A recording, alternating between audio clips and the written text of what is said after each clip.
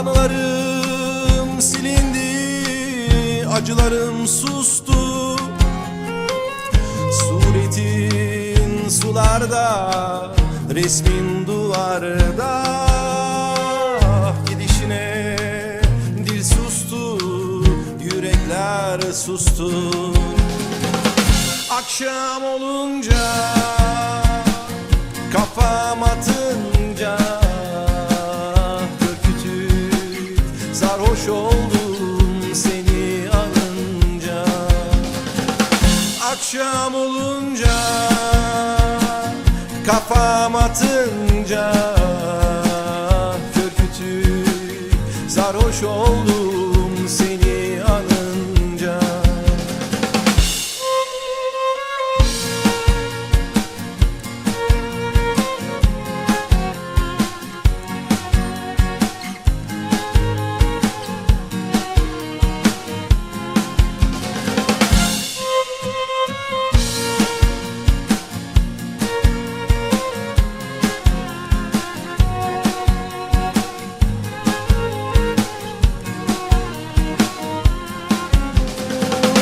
Kılıçlardan geçir beni, uçurumdan at.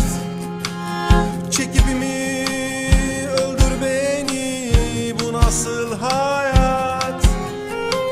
Doğra beni lime lime, beni hedef yap. Düşmanıma esir et, mezarımı kaz.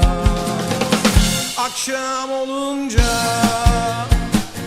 kafam atınca, ürkütüp sarhoş oldum seni anınca. Akşam olunca, kafam atınca, ürkütüp sarhoş oldum seni anınca. Akşam olunca, kafam atınca,